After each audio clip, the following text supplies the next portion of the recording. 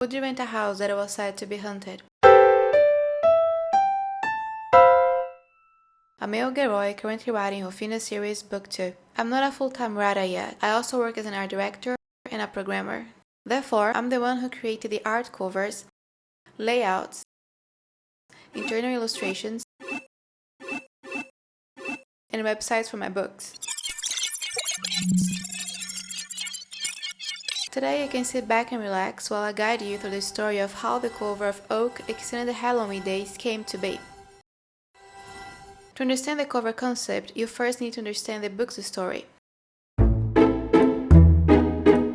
In short, the book features a teen quartet seeking a Halloween adventure who discovers a ghost city called Owry, a city stuck in the 90s from which things can only enter once a year and never escape.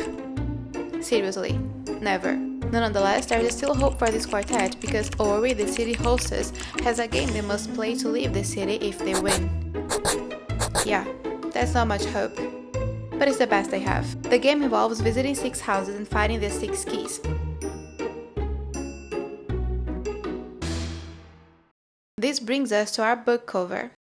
Besides the whimsical typography, we have the representation of the 6 houses that are part of Owry's game. You might wonder if these houses are based on real-life houses. Kind of. Well, not literally, as it would be worrisome to have a house where birds live in the walls or a horror tree that intends to destroy you.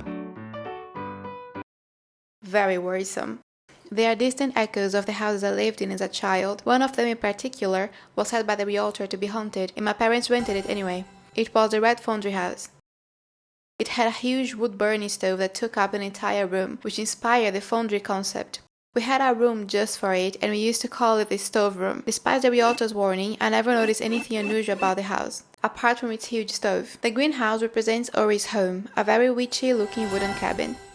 The blue house is the evening bird's house, with bird-like wings for its roof. The yellow house is a tree house with an entrance in its tree trunk. The magenta house is the corridor's house, which, as the name suggests, is a bundle of interconnected corridors. The white house is Karen's house, which is more portentous and almost provocative in its elegance, fitting for Karen. We also have a waning moon on the cover, which is very important to the story. On the back cover, we have the respective keys for each house. The blue key, with details relating to birds.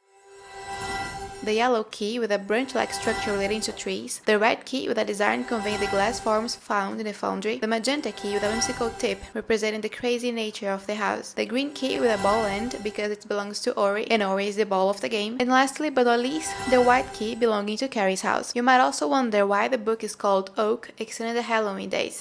That's something you'll need to read the book to find out.